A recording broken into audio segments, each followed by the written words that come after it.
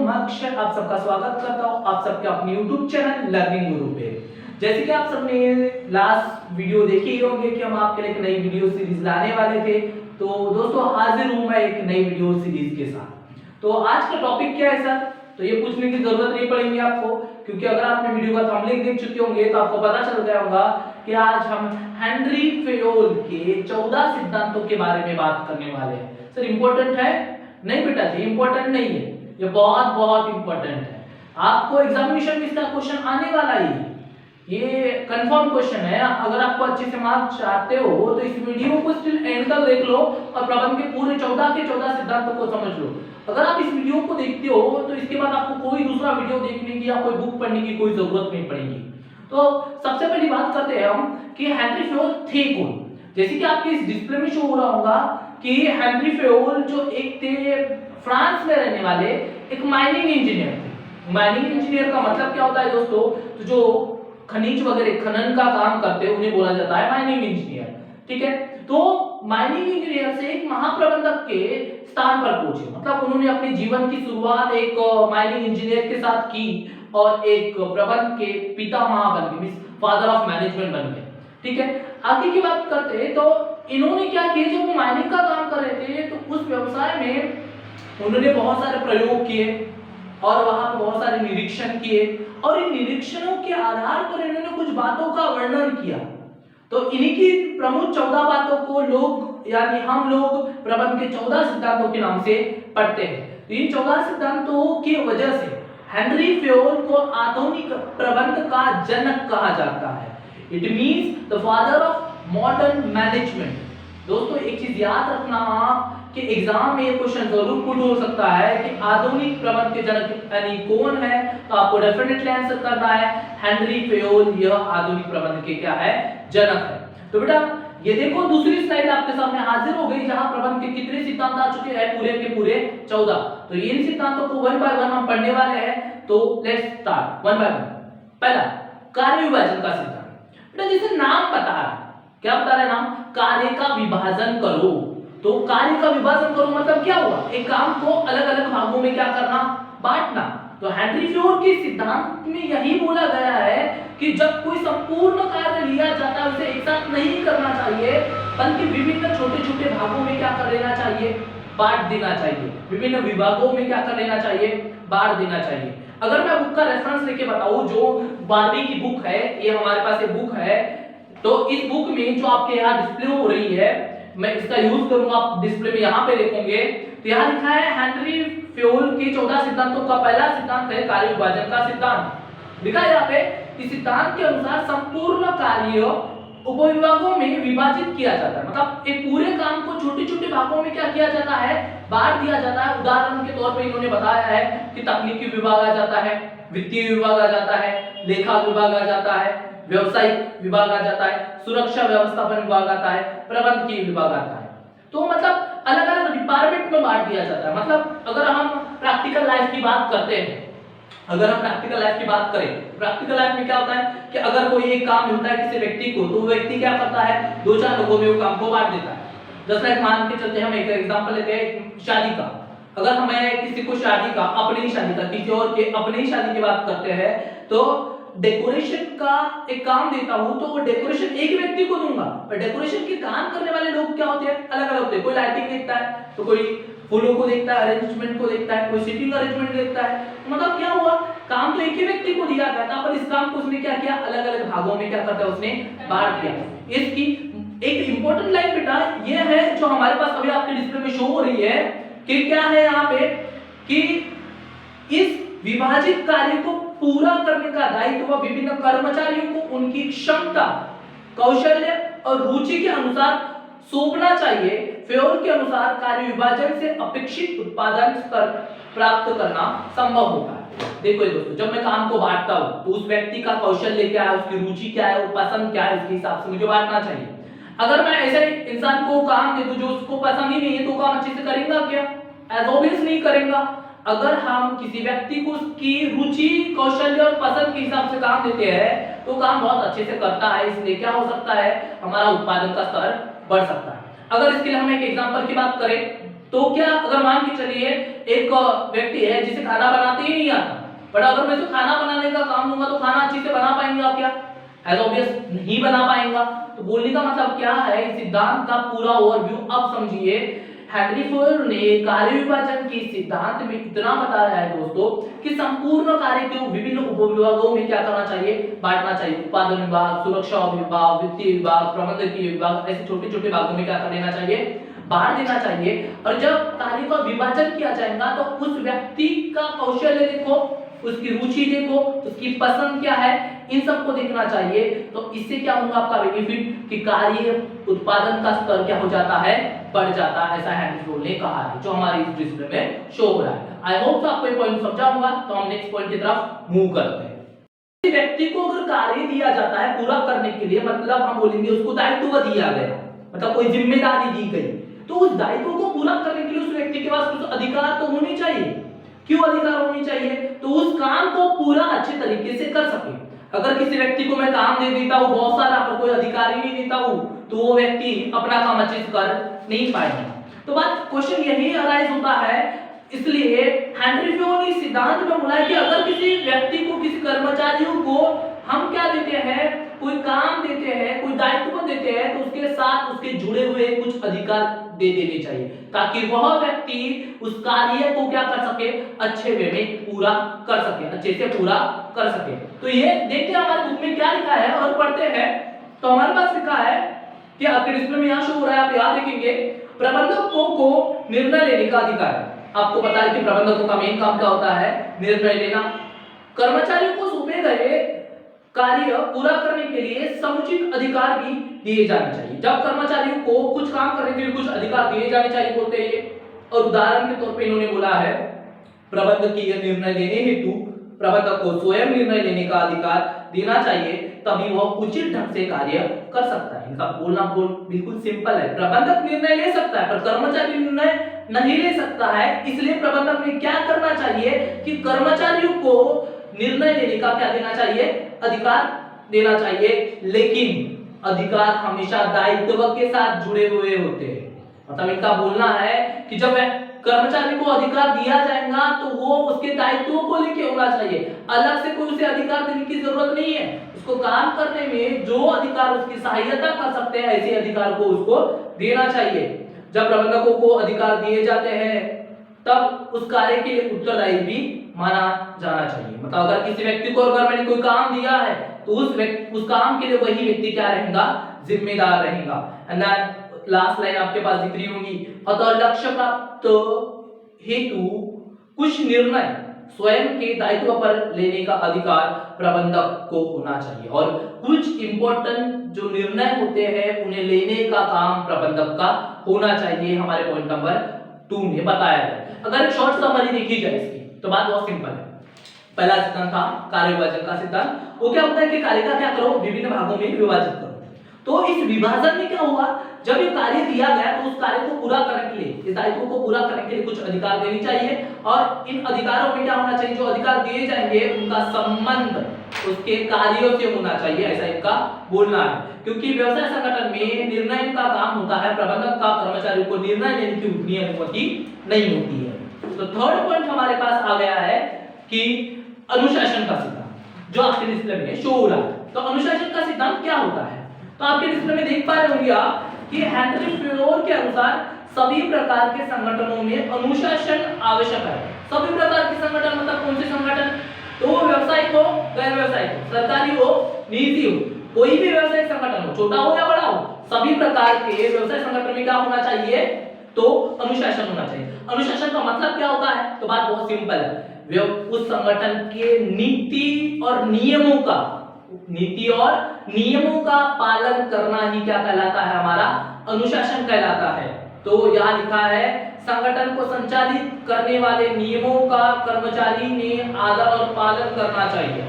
कर्मचारी ने क्या करना चाहिए, जिस संगठन में वो कार्य करता है उसके नीति और नियमों का क्या करना चाहिए, उन्हें पालन करना चाहिए। अनुशासन संगठन के लक्ष्य प्राप्ति में क्या होता है, सहायक होता है। अब सहायक होता है मतलब क्या होता है कि अगर कर्मचारियों में क्या है, अनुशासन है, मतलब व्यवसाय संगठन में सभी कर्मचारी समय पे आते हैं, समय पे काम करते हैं, जितना काम दिया गया है उतना काम पूरा कर लेते हैं। तो क्या हो गया, एक शिस्त निर्माण हो गई, एक अनुशासन निर्माण हो गया, और इससे संगठन का जो भी उद्देश्य होता है वो क्या हो जाता है, पूरा का पूरा कंप्लीट हो जाता है। इसलिए हेनरी फोर्ड ने कहा है कि अनुशासन के कारण व्यवसाय संगठन में क्या हो जाता है कि लक्ष्य प्राप्ति में सहायता मिल जाती है। नेक्स्ट हमारे पास जो आ रहा है आपके डिस्प्ले में, चौथे नंबर का सिद्धांत, आदेश की एकता का सिद्धांत। आदेश की एकता का सिद्धांत मतलब क्या? आदेश की एकता का सिद्धांत का मतलब क्या होता है? तो आदेश हमेशा किसने देना चाहिए? एक व्यक्ति ने देना चाहिए। किसने देना चाहिए? एक व्यक्ति ने। अगर एक से ज्यादा व्यक्ति क्या देते हैं, आदेश देते हैं, तो प्रॉब्लम हो जाएगी। मान के चलिए एक छोटा सा एग्जांपल लेते हैं। आपके क्लासरूम में अकाउंट वाले और ओसी वाले सर दोनों एक साथ आ गए और बोले, अकाउंट वाले सर बोलते हैं अकाउंट निकालो, अकाउंट की बुक निकालो, अकाउंट वाली बुक पढ़ेंगे, और ओसी वाले सर बोलते हैं ओसी की बुक निकालो, ओसी पढ़ेंगे। तो आप क्या हो जाएंगे, कंफ्यूज हो जाएंगे, किन सर की बात सुने, ओसी वाले सर की बात सुने या अकाउंट वाले सर की बात सुने। तो मतलब आप भ्रम में पड़ जाओगे। अगर बोले दोनों सर ने जीत कर ली कि मेरा सब्जेक्ट निकालो, मेरा सब्जेक्ट निकालो, तो आप तो बहुत कंफ्यूज हो जाओगे। तो सेम ऐसे ही होता है कि एक संगठन में मान के चलो दो ऑफिसर आए और वो दोनों ऑर्डर दे रहे, ये काम करो, एक बोलता है ये काम मत करो, तो कर्मचारी तो बेचारा भ्रमित तो हो जाएगा। इसलिए आदेश हमेशा एक ही उच्च अधिकारी के द्वारा दिया जाना चाहिए। अगर अधिक उच्च अधिकारी मतलब जो उच्च दर्जे के मतलब उच्च स्तर के विभागीय के प्रमुख होते हैं, अगर वो लोग कोई आदेश देते हैं, एक से ज्यादा लोग आदेश देते हैं, तो कर्मचारी भ्रमित हो जाता है कि किसकी बात सुने और किसकी बात ना सुने। तो यही चीज यहाँ पे हेनरी फोर्ड जी ने बताया है कि अनुशासन में क्या होनी चाहिए, एकता होनी चाहिए। मतलब जो ऑर्डर दिया जाएगा वो किसी एक ही व्यक्ति के द्वारा दिया जाना चाहिए। पढ़ते हैं क्या है आपके डिस्प्ले में जो शो हो रहा है, और एक एक बात को हम समझते हैं। इस सिद्धांत के अनुसार संगठन के प्रत्येक कर्मचारी को कार्य का आदेश एक ही वरिष्ठ अधिकारी के द्वारा दिया जाना चाहिए। आदेश की एकता का सिद्धांत उलझन और भ्रमों से दूर करने का प्रयास करता है। यदि किसी कर्मचारी को एक से अधिक वरिष्ठ अधिकारियों के द्वारा आदेश दिया जाता है तो किसके आदेश का पालन करना है ये समझ नहीं पाएगा और कार्य भी उचित ढंग से संपन्न नहीं होगा। यह गलत दृष्टिकोण है। इसके लिए संगठन में पदों का अनुक्रम स्पष्ट करना चाहिए। दोस्तों वही बोला गया है जो मैंने अभी आपको बताया कि आदेश हमेशा एक ही व्यक्ति के द्वारा दिया जाना चाहिए। अगर एक से अधिक व्यक्तियों के द्वारा आदेश दिया जाता है तो कर्मचारी भ्रमित हो सकता है, इसलिए आदेश हमेशा एक ही व्यक्ति के द्वारा दिया जाना चाहिए। ये व्यवसाय संगठन में ही लागू नहीं होता, नॉर्मल जीवन में भी ये लागू होता है, ये आप लोगों को पता होगा। नेक्स्ट है हमारे पास जो सिद्धांत है आपके डिस्प्ले में शो हो रहा है, निर्देश की एकता का सिद्धांत। निर्देश की एकता का सिद्धांत, तो अगर आदेश एक ही व्यक्ति देता है तो उस आदेश के बदले में जो निर्देश दिए जाएंगे मतलब जो काम किया जाएगा उसकी जानकारी भी एक ही व्यक्ति को दी जानी चाहिए। मतलब कोई काम आपको मिल रहा है तो उसका प्रमुख एक ही होना चाहिए। इसलिए हेनरी फोर्ड जी ने इसको बोला था एक मुखिया एक योजना। एक मुखिया एक योजना का मतलब क्या कि अगर एक योजना होती है तो उसका मुखिया भी क्या होना चाहिए, एक ही होना चाहिए। मतलब एक ही प्रबंधक के द्वारा संपूर्ण कार्य का देखरेख मतलब उस काम के ऊपर निगरानी रखनी चाहिए और सभी सूचनाएं उसे एक व्यक्ति को मिलनी चाहिए। मतलब कर्मचारी जितनी भी बातें वर्क से संबंधित काम से संबंधित उस व्यक्ति को उसी एक प्रबंधक को दी जानी चाहिए। ये सिद्धांत बोलता है निर्देश की एकता का सिद्धांत। तो पढ़ते हैं, समझते हैं जो आपके डिस्प्ले में आ रहा है। तो लिखा है यहाँ पे इस सिद्धांत के अनुसार प्रत्येक संगठन में एक प्रमुख एक ही योजना होनी चाहिए। एक प्रमुख होना चाहिए और एक क्या होनी चाहिए, एक योजना होनी चाहिए। संगठन का प्रत्येक समूह एक ही उद्देश्य के लिए कार्यरत होना चाहिए और सभी के सभी व्यक्तियों ने उसी उद्देश्य के लिए क्या करना चाहिए, कार्य करना चाहिए। और इस समूह को एक ही प्रबंधक के द्वारा एक ही योजना के अनुसार, देखिए दोस्तों, एक ही प्रबंधक के द्वारा एक ही योजना के अनुसार सूचनाएं भी दी जानी चाहिए। मतलब अभी थोड़ी देर पहले बताया था कि एक ही प्रबंधक होना चाहिए, एक ही योजना होनी चाहिए और सभी की सभी सूचनाएं किसने देनी चाहिए, उसी प्रबंधक ने देनी चाहिए, निर्देश करना चाहिए उन्होंने। तो इसलिए यहाँ बोला गया है कि एक योजना है तो उसका जो प्रमुख भी होगा वो एक ही व्यक्ति होना चाहिए। तो हमने अभी तक कितने सिद्धांत कर रहे हैं, एक बार थोड़ा रिवीजन ले लेते हैं। तो सबसे पहले हमारा कार्य विभाजन का सिद्धांत पढ़े अपन ने, दूसरा अपन ने पढ़े अधिकार एवं दायित्व का सिद्धांत पढ़ लिया अपन ने, तीसरा हमने पढ़ लिया अनुशासन का सिद्धांत पढ़ ले, चौथा हमने पढ़ लिया आदेश की एकता का सिद्धांत पढ़ ले और अभी हम क्या कंप्लीट कर ले, निर्देश की एकता का सिद्धांत। तो सर क्या हमें पास लर्न हो गए बेटा? हाँ बिल्कुल आपको लर्न हो गए। श्योरिटी के साथ इस वीडियो को देखते रहिए, आपको पूरे 14 के 14 सिद्धांत आपको याद हो जाएंगे। तो नेक्स्ट है हमारे पास सामान्य हितों के लिए व्यक्तिगत हितों के समर्पण का सिद्धांत, जो आपके डिस्प्ले में आ रहा है। तो ये क्या होता है सर? सामान्य हितों के लिए व्यक्तिगत हितों का सिद्धांत मतलब बेटा संगठन में जब कर्मचारी काम करने जाता है तो उसे उसके लिए भगवान बन जाता है उसका संगठन। मतलब अपने बारे में नहीं सोचना चाहिए कर्मचारी, किसके बारे में सोचना चाहिए? उस संगठन के बारे में सोचना चाहिए। अगर वो पहले बात आई अपने हितों की बात आई और संगठन के हितों की बात आई तो खुद के हितों का क्या कर लेना चाहिए उसने? समर्पण। मतलब खुद के निजी व्यक्तित्व को उसे भूलना चाहिए और किसको मानना चाहिए? संगठन को ज्यादा महत्व देना चाहिए। हेनरी फ्यूल जी ने इसी बात को बेटा इस सिद्धांत में एक्सप्लेन किया गया है कि एक कर्मचारी के लिए उसका संगठन ही सर्वोपरि होता है, मतलब उसके लिए सब कुछ होता है, और एक कर्मचारी ने अपने व्यक्तिगत हितों का समर्पण करके संगठन के हितों के बारे में क्या करना चाहिए? सोचना चाहिए। अगर एक उदाहरण से बात करें तो बेटा आप मुझे बताओ, एक किसी प्लेयर का सेंचुरी मारना इंपॉर्टेंट होता है क्या? उस टीम का मैच जीतना इंपॉर्टेंट होता है? तो सर बोलोगे सर 100 हो या ना हो मैच जीतना जरूरी है। अगर हम बात करें विराट कोहली 98 पे खेल रहा है और मान के चले चलो विराट कोहली का 100 हो जाता है और इंडिया मैच हार जाता है, तो बेटा कौन सी चीज अच्छी हुई कि विराट कोहली का 100 मारे अच्छी बात है या टीम का हारना अच्छी बात है? सर 100 मारना अच्छी बात तो है पर मैच हारना गलत बात है। मतलब ये आप बोलना क्या चाहता है ये सिद्धांत, इसे समझिए एक लाइन कि टीम का जीतना जरूरी है। विराट कोहली का 100 मारना जरूरी है क्या? नहीं जरूरी है। मतलब कि टीम के भावना से सोचना है, टीम के लिए सोचना है, संगठन के लिए सोचना है, बाद में अपने लिए सोचना है। सबसे पहले अपने बारे में सोचूंगे तो हो गया कि मुझे 100 मार के जाना है, कैसे भी हो साइड वाला प्लेयर आउट हो गया नॉट आउट रहे हमें कोई फर्क ही नहीं पड़ता। तो ऐसा नहीं होना चाहिए, हमें संगठन टीम के बारे में सोचना चाहिए। तो ये बोलना है इस सिद्धांत का कि हमें क्या होना? व्यक्तिगत हितों का समर्पण करना चाहिए। किसके लिए? सामान्य हितों के लिए, मतलब सबके फायदे के लिए, संगठन के फायदे के लिए। एक बार पढ़ लेते हैं क्या लिखा है जो आपके डिस्प्ले में है, जो मैं इस बुक से पढ़ रहा हूं। इस सिद्धांत के अनुसार कर्मचारी ने व्यक्तिगत हितों का संगठन के हितों से कम महत्व देना चाहिए। मतलब व्यक्तिगत जो हित होते हैं उनका कम महत्व होना चाहिए संगठन के हितों की तुलना में, अर्थात संगठन का हित सर्वोपरि होना चाहिए। मतलब सबसे पहले कौन आना चाहिए? संगठन आना चाहिए। प्रबंधक द्वारा निर्णय लेते समय किसी एक कर्मचारी के हित के स्थान पर संपूर्ण संगठन के हित का ध्यान रखना चाहिए। जब प्रबंधक कोई निर्णय लेगा उस समय हमें एक कर्मचारी के बारे में नहीं सोचना चाहिए बल्कि संपूर्ण संगठन के बारे में सोचना चाहिए। उसी तरह कर्मचारी ने भी संगठन के हितों की रक्षा करनी चाहिए और अपने हितों को दुय्यम मानना चाहिए। और कर्मचारी ने भी क्या करना चाहिए? सबसे पहले अपने बारे में नहीं सोचना चाहिए, संगठन के बारे में सोचना चाहिए। उसके बाद किसके बारे में सोचना चाहिए? खुद के बारे में सोचना चाहिए। उदाहरण के तौर पे यहाँ बोला भी गया है दोस्तों कि एक खिलाड़ी को अपने टीम के बारे में सोचना चाहिए, ना कि व्यक्तिगत स्कोर के बारे में। आई होप तो आपको ये समझ में आ गया होगा। नेक्स्ट पढ़ते हैं उचित पारिश्रमिक का सिद्धांत। किसका सिद्धांत है? उचित पारिश्रमिक का सिद्धांत। समझ लेते हैं, बाद में जो लिखा है हमारे बुक में, जो आपके डिस्प्ले में शो हो रहा है उसको भी हम समझ लेंगे।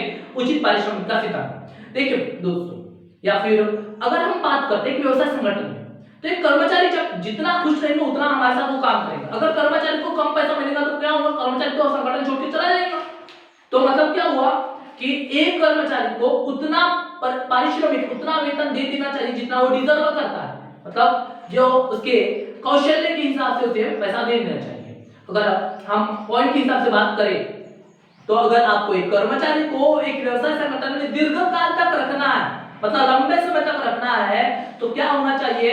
उस पारिश्रमिक जो मिलता है उस कर्मचारी को वो उचित होना चाहिए, उसके दर्जे का होना चाहिए। मान के चलिए बेटा एक 10वीं पास स्टूडेंट है और एक ग्रेजुएशन पास स्टूडेंट है, तो पेमेंट अगर दोनों को 10-10 हजार रुपए मिल रही है तो बेटा ग्रेजुएशन वाला खुश नहीं होगा ना, क्योंकि ग्रेजुएशन वाले की क्वालिफिकेशन, उसका कौशल्य ज्यादा है, तो 10,000 में खुश नहीं होगा। हो सकता है वो ऐसे संगठन छोड़ के चला जाए। मतलब ये सिद्धांत होता है कि व्यक्ति को उसके कौशल्य, ज्ञान और कुछ अन्य बातों के आधार पर, जो हम यहाँ पढ़ने वाले सेवाएं वगैरह, इन सभी आधार पर पारिश्रमिक का क्या करना चाहिए? निर्धारण करना चाहिए। वन बाय वन हम समझने वाले हैं इस सिद्धांत को।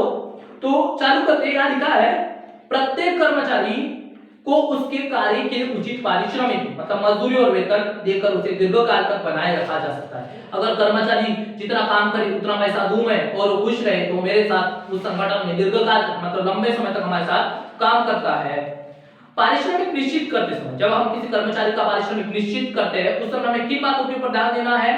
तो कर्मचारी का कौशल्य, मतलब वो एक्सपर्ट है या नहीं है, उसका विशेषीकरण मतलब वो स्पेशलाइज तो नहीं है, किसी काम को करने में वो अच्छा होगा तो उसे ज्यादा पेमेंट देना चाहिए, कोई कम होगा उस काम को करने के लिए उसे कम पैसा देना चाहिए।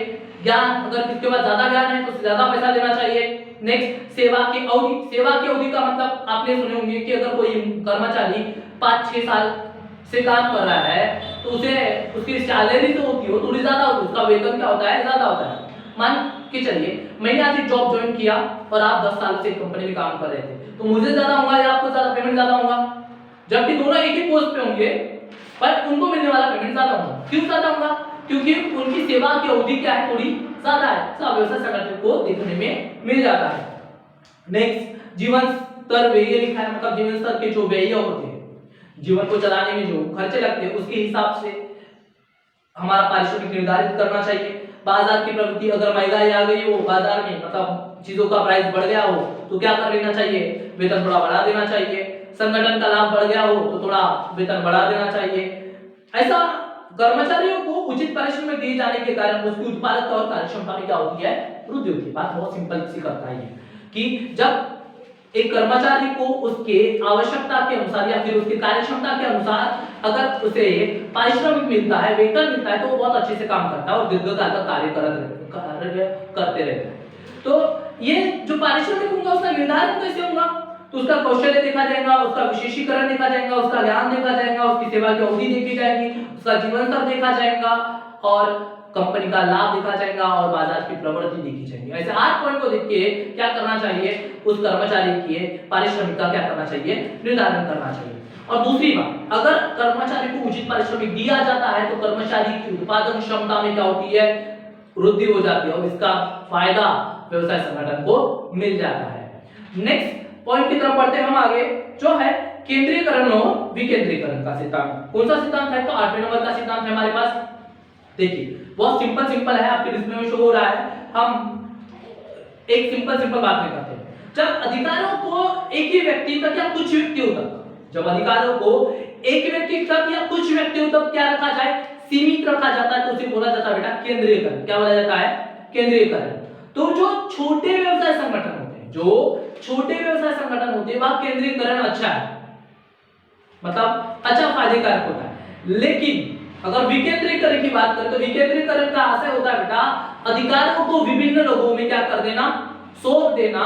क्या कहलाता है? हमारा विकेंद्रीकरण कहलाता है। और जो बड़े व्यवसाय संगठन होते हैं वह विकेंद्रीकरण अच्छा समझा जाता है, क्योंकि विकेंद्रीकरण से कार्य में सुलभता आती है और प्रत्येक निर्णय बहुत अच्छे से लिया जाता है।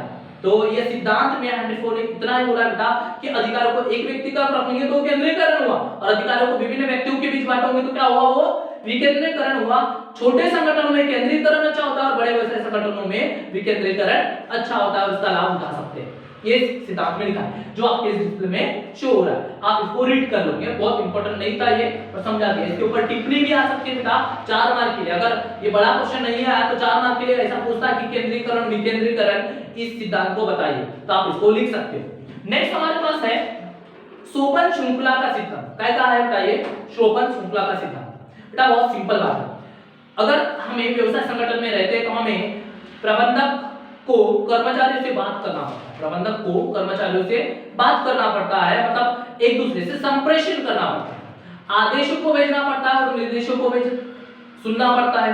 मतलब आदेश ऊपर से नीचे की ओर आते हैं और निर्देश नीचे से ऊपर की ओर जाते हैं। मतलब कोई भी ऑर्डर आता है ऊपर से आता है और कोई रिक्वेस्ट भेजी जाती है, निर्देश भेजा जाता है, तो वो नीचे से ऊपर की ओर जाता है।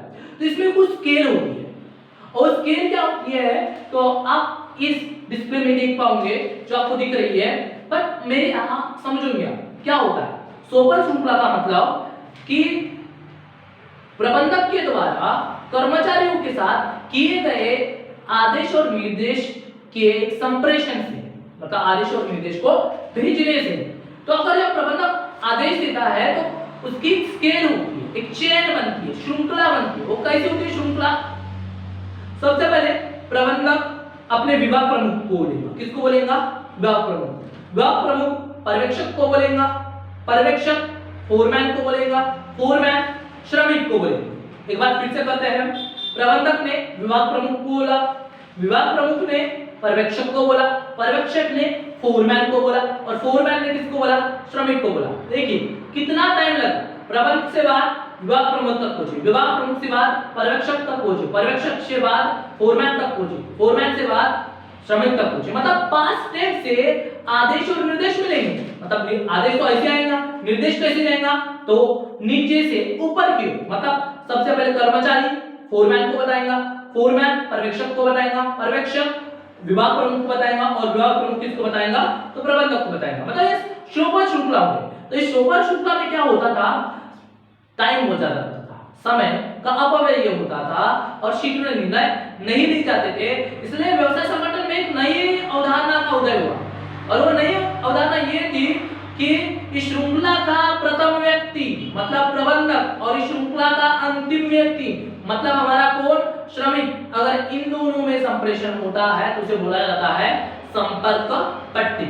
ये बात आप याद रखिए। हो सकता है कि आपको 1 मार्क के लिए ऑब्जेक्टिव आए कि अगर व्यवसाय संगठन का जो मतलब आदेश और निर्देश की जो श्रृंखला का प्रथम व्यक्ति होता है मतलब हमारा प्रबंधक, और अंतिम व्यक्ति जो होता है हमारा श्रमिक, इनके बीच अगर संचार किया जाता है जैसे क्या बोला जाता है? तो इस श्रृंखला को संपर्क पट्टी बोला जाता है। ये चीज आप याद रखेंगे। तो इससे फायदा क्या हुआ? तो इससे यह फायदा हुआ कि निर्णय जल्दी लेने लग गए या समय बचने लगा, क्योंकि प्रबंधक सीधा सीधा कर्मचारी को बोलता था। क्योंकि पहले क्या होता था? प्रबंधक पहले विभाग प्रमुख को बोलेगा, विभाग प्रमुख किसको बोलेगा? पर्यवेक्षक को बोलेगा, पर्यवेक्षक फोरमैन को बोलेगा, फोरमैन बाद में श्रमिक को बोलेगा। यहाँ टाइम लगता था, यहाँ टाइम नहीं लगने लगा क्योंकि यहाँ 2 ही लोग थे। तो ये था हमारा श्रृंखला का सिद्धांत जो आपके इस डिस्प्ले में आ रहा है। अगर कोई भी डाउट होता है तो आप मुझे कमेंट में पूछिए, मैं आपको रिप्लाई जरूर करूंगा, या फिर हमारे सोशल मीडिया के लिंक आपके पास है, हमारे ग्रुप में आप बात कीजिए, आपको वहां आंसर जरूर मिल जाएगा। नेक्स्ट हम पढ़ते हैं हमारा नेक्स्ट सिद्धांत जो आपके डिस्प्ले में शो हो रहा है, तो थोड़ा पढ़ लीजिए आप, फिर मैं बताना चालू करता हूं। तो ये जो आपने पढ़ ली होंगे बेटा व्यवस्थापन का सिद्धांत या व्यवस्था का सिद्धांत। अब व्यवस्था का मतलब क्या है? देखिए हर चीज की सही जगह होती है, वो चाहे सामान हो या इंसान। अगर बोला जाए कि मुझे आर्ट नहीं आता, मतलब जो डिजाइन होती है, स्केचिंग मुझे नहीं आती, और मुझे किसी ने पेंटर बना दिया, तो बोलो कितना अच्छा होगा? क्या अच्छा होगा? मुझे आता ही नहीं है, तो अच्छा होगा क्या? नहीं होगा। इट मींस मेरी प्रॉपर जगह आर्टिस्ट की नहीं है, पेंटर की नहीं है। मुझे पढ़ाते अच्छा आता तो मुझे पढ़ाना चाहिए ना। तो इट मींस मेरी सही जगह क्या है? जो अभी मेरे प्रेजेंट में आपके सामने हूं, ये मेरी सही जगह है। और वैसे अगर मैं बोलूं कि आप घर के बाहर एसी लगा दो, तो सब बोलूंगे आप पागल हो गए हो कि घर के बाहर कोई एसी लगाएगा? हाँ बेटा सच में मैं पागल नहीं हूं, घर के बाहर एसी नहीं लगाएंगे, घर के अंदर लगाएंगे, क्योंकि उस एसी की जगह कहां पे है? तो घर के अंदर है। मतलब ये व्यवस्थापन का जो सिद्धांत होता है बेटा, उनमें हेनरी फ्योल ने बहुत सिंपल बातों में बोला, जो आपके डिस्प्ले में आ रहा है, कि हर व्यक्ति की, हर वस्तु की एक निर्धारित जगह होती है, उस निर्धारित जगह पर वो वस्तु होनी चाहिए। मतलब व्यवस्थित जगह पर वो वस्तु होनी चाहिए। इसका फायदा व्यवसाय संगठन को मिलेगा और व्यवसाय संगठन का फायदा होगा। एक बार पढ़ लेता हूं आपके लिए, क्या बोला है? फ्योल के सिद्धांत के अनुसार उत्पादन कार्य सुव्यवस्थित संचालन के लिए भौतिक और मानवीय साधनों की समुचित व्यवस्था होनी चाहिए। आप सबको पता है कि व्यवसाय को चलाने के लिए 2 तरीके के साधन लगते हैं, एक भौतिक और एक क्या होते हैं? हमारे मानवीय साधन। और प्रत्येक वस्तु का एक उचित स्थान होना चाहिए, प्रत्येक वस्तु का क्या होना चाहिए? उचित स्थान होना चाहिए, और प्रत्येक वस्तु पर नियत स्थान पर होनी चाहिए। मतलब प्रत्येक वस्तु उस जगह पर ही होनी चाहिए जिस जगह पर वो डिजर्व करती है, जहां उसका काम हो। इसी प्रकार सही स्थान पर सही व्यक्ति का होना भी आवश्यक है। इस सिद्धांत में भौतिक और मानवीय संसाधनों के समुचित प्रयोग पर बल दिया गया, मतलब इन साधनों का सही प्रयोग किया जाए, इस बात के ऊपर ध्यान दिया गया है। नेक्स्ट सिद्धांत है हमारे पास समानता का सिद्धांत। समानता का सिद्धांत का मतलब क्या होता है? मतलब सब बराबर। देखिए प्रबंधक को सभी कर्मचारियों को समान मान के चलना चाहिए। कर्मचारी अगर सभी को समान मान के चलेगा तो व्यवसाय संगठन में कर्मचारियों में एक अपनेपन की भावना का निर्माण होगा, और सब लोग मिलजुल के काम करेंगे। व्यवसाय में जैसे हड़ताल जैसी समस्या हो, का निर्माण नहीं होगा और इसका फायदा व्यवसाय संगठन को होगा। तो इस सिद्धांत में क्या बोला गया है, एक बात समझते हैं। तो बोलते हैं कि प्रबंधक के द्वारा क्या होना चाहिए, कर्मचारियों के साथ मैत्रीपूर्ण न्यायपूर्ण संबंध होने चाहिए, मतलब सबके साथ समानता से और मैत्रीपूर्ण भावना से रहा जाना चाहिए। और इससे क्या होता है, तो कर्मचारियों के बीच मतभेद नहीं होते और संगठन में अपनेपन की भावना का निर्माण होता है और इसका फायदा व्यवसाय संगठन को मिलता है। यही बात आपके इस डिस्प्ले में लिखी है।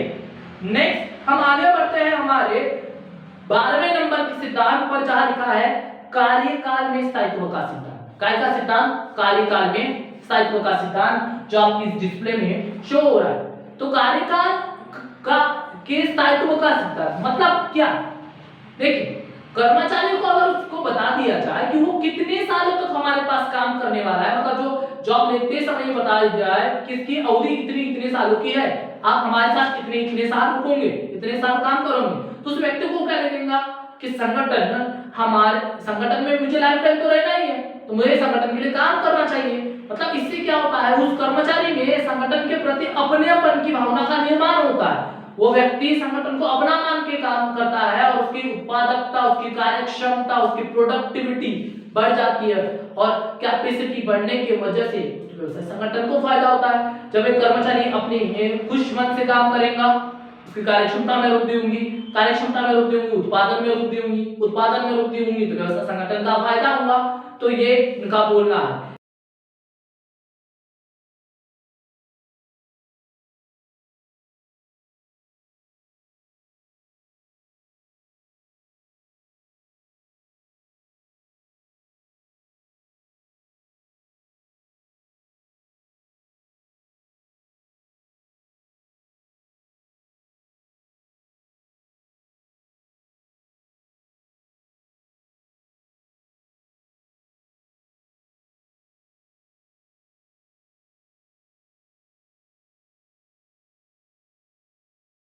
ये सिद्धांत बोलता है। नेक्स्ट सिद्धांत क्या बेटा, 13 नंबर पे हमारे पास पहल का सिद्धांत, जो आपके इस डिस्प्ले में आ रहा होगा। तो पहल का सिद्धांत क्या बोलता है कि प्रबंधक ने हमेशा पहल करनी चाहिए। पहल करनी चाहिए मतलब शुरुआत करनी चाहिए, नई नई बातों के लिए तैयार होना चाहिए, नई नई चुनौती के लिए तैयार होना चाहिए। कर्मचारी की हर बात को सुनना चाहिए और अगर वो जो उनकी कर्मचारियों की बातें होंगी, अगर उसमें कुछ विशेष बात होंगी, मतलब मान के चलिए वो स्वीकार करने लायक होंगी, तो उस बात का स्वीकार करना चाहिए। यह सिद्धांत ये बोलता है, पहल का सिद्धांत। तो देखते बेटा इस पहल के सिद्धांत में क्या लिखा है, जो आपके डिस्प्ले में है। मैं बुक ले लेता हूँ, फिर अपन समझना चालू करते हैं। पहल का आशय किसी नावीन्यपूर्ण कार्य हेतु स्व प्रेरित होकर पहला कदम उठाने से, मतलब अगर पहला कदम उठाना मतलब कैसे, किसी नए काम के लिए शुरुआत करने से है।